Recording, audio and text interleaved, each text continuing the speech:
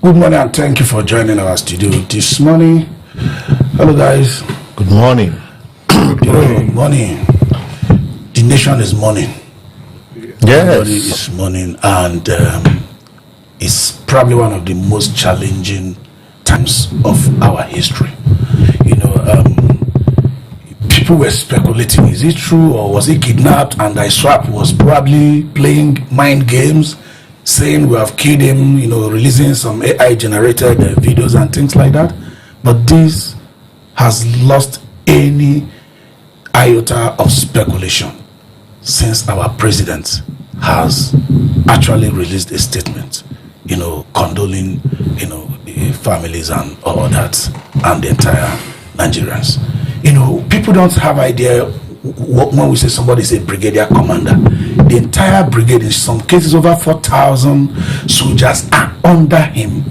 Somebody that here has action of training, moving logistics, somebody that say get this person and you will get the person. He has the resources to do that, he has the capacity to do that. You know, you just put it something like when you get into the ministry, they say you can't write a letter without saying I'm directed to.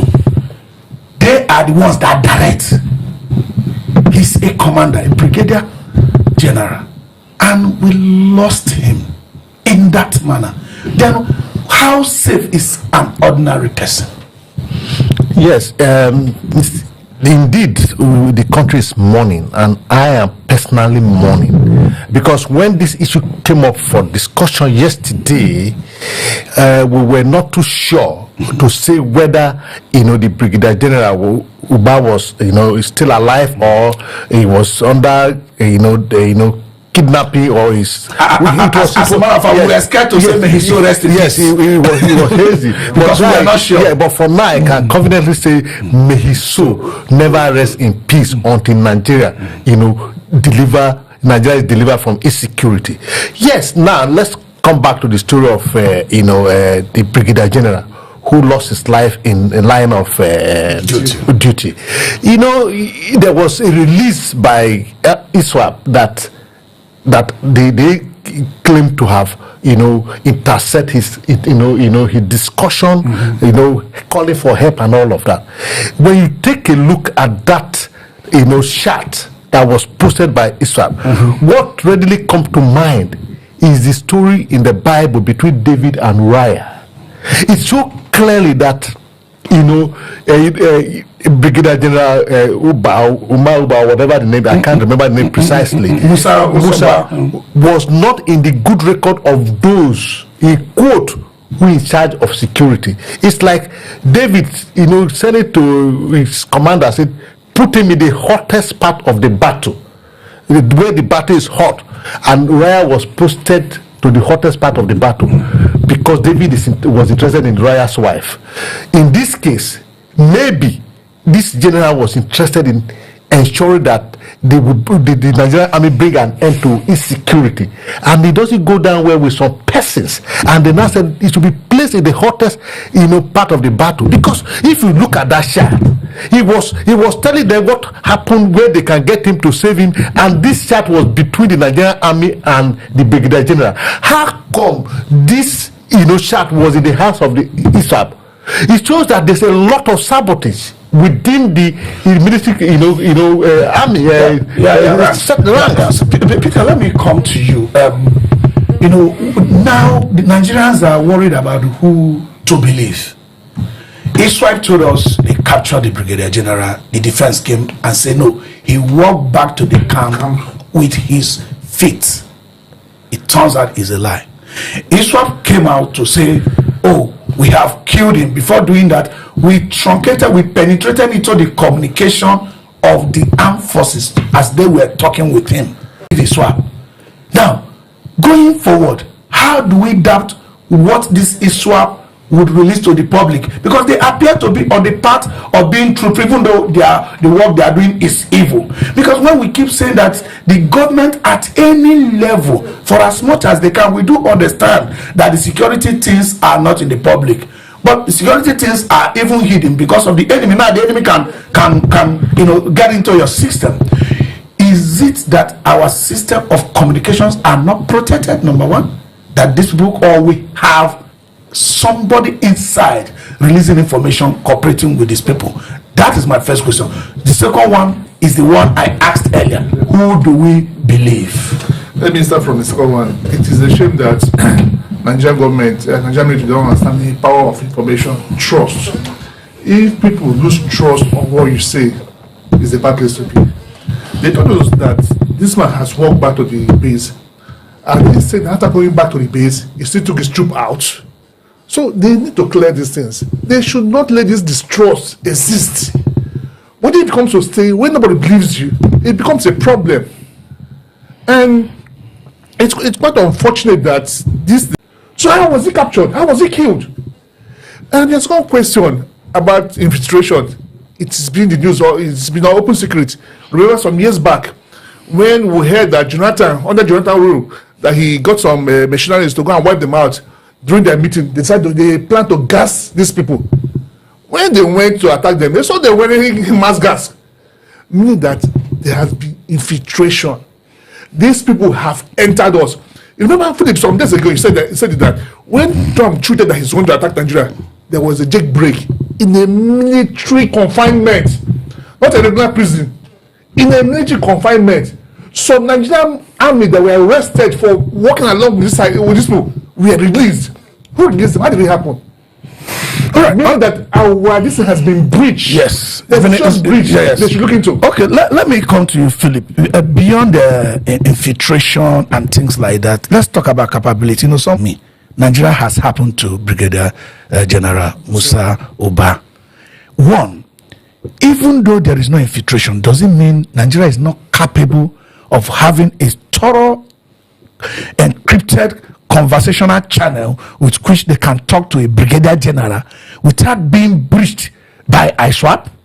You see, this we can't help but go back to the Trump tweet and the report, readiness report the commander-in-chief of Africa submitted to him. Yeah. He submitted their report, their readiness for Trump to give the last command. Yeah. They came up with 3 options. The first one is to work with the Nigerian security apparatus. The other 2 is for them to take it wholeheartedly. And I did said I would rather they take the second or the third option. The reason is not far-fetched, because from where we discover where the Chibok girls are being kept and they are being guided by the Boko Haram, and said, okay, what do? We don't want to take any life. We gas these people and bring out our guests. And the next thing when they take, it's a survey of the place on air, they found out that these guys were putting on gas masks to prevent any attempt, so that it's going to be, there will be casualty. And then the Americans were not prepared, because if this information that we discuss as a person has gone out, there's no point to go ahead. So yes, you see, that is why you see that we don't have security. I'm sorry to say, we don't have security apparatus anymore, because we don't know who is in charge of our security apparatus. Because we just heard that, I know we are getting there, that in Kebbi State, 25 girls were kidnapped. Yes. And that the DSS actually informed the military personnel of what is going to happen. Informed the governor stationed people there. And the people left. After they have been there for over 24 hours, they left barely an hour or so. 30 minutes. Then the hoodlums came and kidnapped and even take a life of a vice president. So where is I'm using this up. We'll get back to the general. Let me jump in. Okay, sure. See, we said something about what happened between the General Musa and the command. See, somebody was in charge of that communication. Exactly. So you see, we can narrow these things down. Everyone was not involved. Everyone was not privy to this information, this communication. They should be brought to answer questions. Exactly. And now the screenshot of the WhatsApp conversation we saw, because that's why I asked you, do we start believing ISWAP? Because all the things ISWAP said have come to be true. What the defense said, that the general walked back to the camp with his feet, has turned out to be a lie. So this WhatsApp chats that they released, eventually people are going to believe it's true. So the screenshot of that WhatsApp, who did it come from? That's what I'm saying. That's why they could narrow it down. This communication happened between the Brigadier General and 3 people. So questions should be asked about those 3 people that were involved in this communication. How did they get leaked? How did this people get hold of this information? Let me come to you with what I was even going to come to. You know, when the commander of Anderson, General Anderson, the commander of African operations, U.S. African operations, submitted their plans to have a military operation in Nigeria to Trump, the first option is about working with Nigerian military, in cooperation with Nigerian military. Just giving them intelligence why the people at the forefront, are going to be Nigerians. Do you think something like this is going to discourage them, even though they are to comment at all from using that first option? No, of course. I believe there should be a hybrid, but key information should be kept away from them. You cannot recruit back Boko Haram, say they've repented, into the army without psychological evaluation. How do you know they've repented?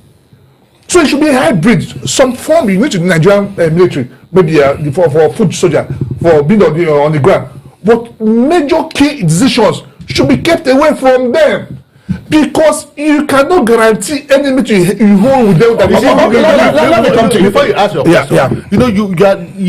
You just made a vital point before now, that the communication between late Brigadier-General Musa Uba was between some few persons. If I understand the military to the extent I understand them, it is only those in the communication room that will be aware. So what is wrong at this point for those people to be arrested and be investigated? How the information is shown out to save the general could not save the general. Rather, it was in the hand of the hoodlum who later killed the general, and they are fronting how they killed the general, and those people are still at their duty posts. How can we allow them to continue in that duty post? So in further to that, when he said key destruction, no, they should not be involved in any way. So you can ask me your question. I was coming to ask you, if a general is killed in this manner, the people he's commanding, this is a general that commands a brigade, over 4,000 personnel. What becomes of their motivation? Because if the morale is low, certainly it's like you're playing soccer, any teamwork. Once the morale is low, there's nothing you can do. Are you worried that we have lost morals of over 4,000 people? Well, I am worried, but I'm more worried for the fact that those who were supposed to be his troop, I cannot wholeheartedly trust them, because they were they had two duties. One is to protect that general, and the other is to fight for the security of the citizenry. For the general to have lost his life under their watch, it shows that. But a lot of them also died. Yes. A lot of the soldiers died. That's why I'm going. That's why I said that the entire troop cannot be trusted. That's why I said in my opening speech that it's the story of, we can liken this to the story of Uriah and David. Okay, so this person, the commander, you see, it's a brigadier general, it's a commander, but they also a higher command. They have been marked for elimination. So whatever happened, but the painful thing is that how many northern leaders come and talk about sovereignty. Leaders, trying to condole with the family, condole with entire Nigerians, condole with the entire armed forces. I'm here to hear their voices. Which leader are you talking about? Who are they leading? Is it the likes of Gumi or Patani, who said killing the Islamic, the bandits are killing their Islamic brother? Or Gumi, who said the bandits are fighting for their right, they should negotiate with them and give them amnesty? Who are you looking up to bring a statement?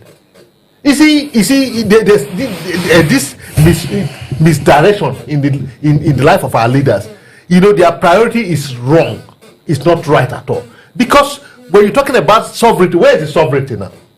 The sovereignty they were claiming to be protecting, that it made Gumi to advise Tinubu to severe relationship with Donald Trump. That is in it says that Nigeria should severe relationship with America. Where is the sovereignty? I'm asking you, Peter. Our highways are now controlled by bandits. Our forests are now controlled by bandits. Our villages are now controlled by bandits. Very soon, maybe they want to control our school. Schoolgirls were kidnapped, at Kebbi State. That of Kebbi State is very, very. The governor was almost crying. He said, we received intelligence from DSS. Deployment was made. And the officers that went to the school were snapping pictures with the children. They stayed there till early morning, almost 24 hours till early morning. 30 minutes of the departure of the security personnel. I don't know why all of them left.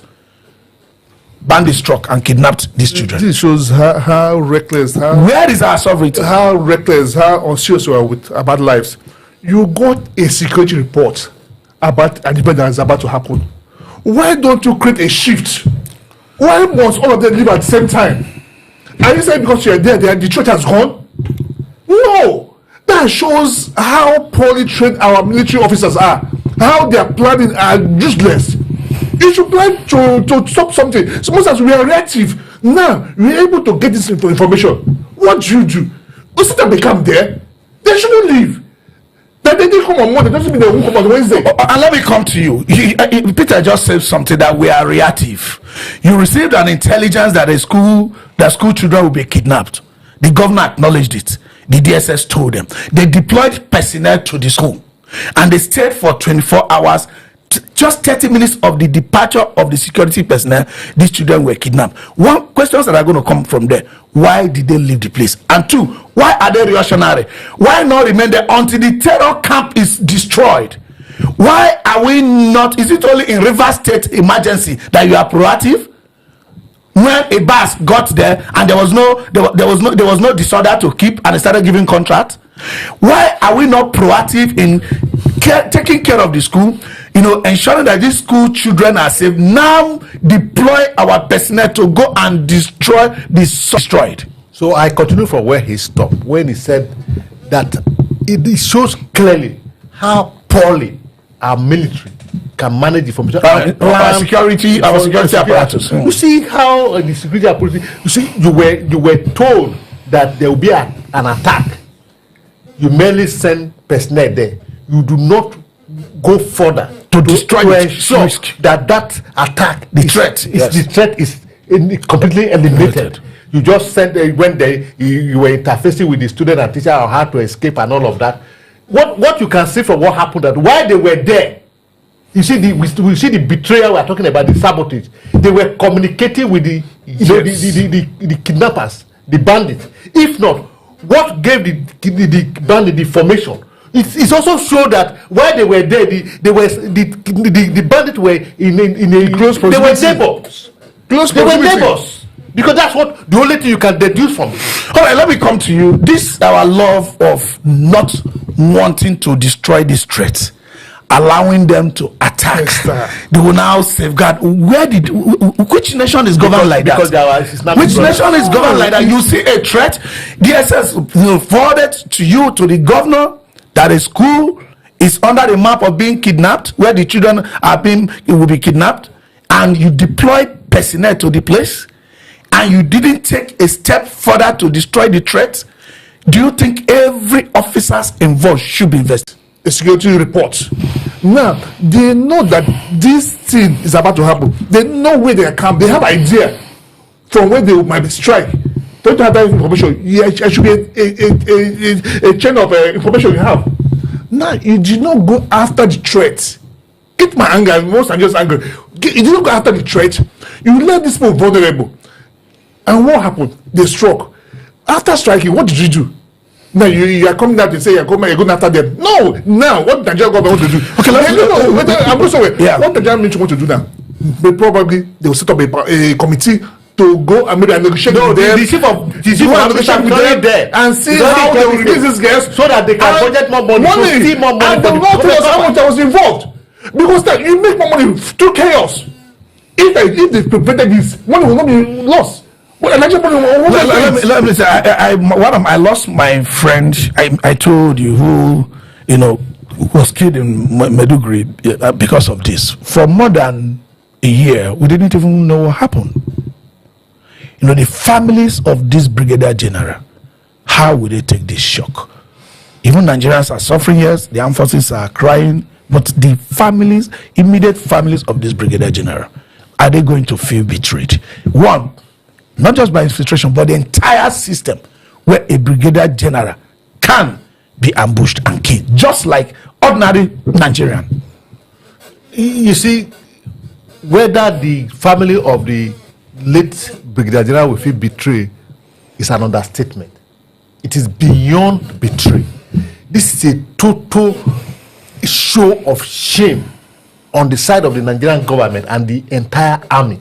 that a brigadier general, a father, a husband, an uncle, a brother who left home at that hierarchy could not come back alive, and the army they were not prepared to even let the family know of his demise, because it's embarrassment and a disgrace to them. They were prepared to keep it in limbo until the enemy on their own feel that they have conquered the military and they display their victory, and it become overwhelming before the Nigerian army could acknowledge their recklessness on the life of the brigadier general. You see, this is what we are talking about. When you relate it with what happened in the Kebbi State girls' school, you find out that some persons are profiting from this insecurity. And if they are but I think it's time they stop this. Because I agree somewhere. Because now that the general had died, they will budget more money to go there. Whose pocket is it going to go to? Those in the hierarchy of the military. You see, we all were here. We also have with PDP office yesterday. Yeah. We saw the number of police people that were stationed there. Yeah. Is there work going there? Is there any security report they got that somebody will be kidnapped there? No. But you got a security report about a school. You got to station people there for 48 hours for even to come there. So the amount of police people we saw in PDP office yesterday, how much time was there? Why won't you go and have a base for them for 1 month? That shows you that our Nigerian military, they are benefiting from these things. Other than having a base, they are military personnel, they have intelligence. If they are really sincere in fighting insecurity with the information they had, they could set a trap for the bandit without even not going there to set up. But they will be somewhere watching the school from afar. Where this era of technology, for crying out loud, then allow them to come, and then you just pick them like. Let me why don't they apply that? Let me ask you this question: the death. This particular one is one death too many. Too many, according to article. According to article, this particular one. Have we come to a place where the government will evaluate themselves? Do we have capacity to destroy this, or ask ourselves, is it a willpower? Well, if you ask me, I would rather stand by the statement of article that the president should ask for help because he's overwhelmed, or he resigns. But we know in Africa they don't resign. But what you should do is to ask for help. And according to you and myself yesterday, help has already been offered by the American government. What Mr. President needs to do now is to see how he can collaborate with the American government so that he can save the lives and property of Nigerians. Yes. Peter, let me come to you. Do you think the president should, in all honesty, accept the help from Americans and destroy this terror? I don't know why people are talking about this. There's no shame in accepting help when you can't. Because the sovereignty itself we've even lost. You can't do something. So the help has buffer. But what I think most is that it's the willpower to do things that the Nigerian government lack. It's the willpower. But from day one, if they wanted to attack this people, they could have. Yeah. It's I think we have been saying that if once they are able to decide we want to destroy this terror, they will be able to do that. As the story unfolds about people sending their condolences, we'll continue to reach out to you. Nigeria continues to mourn. May the soul of the departed rest in peace, and may God comfort the living.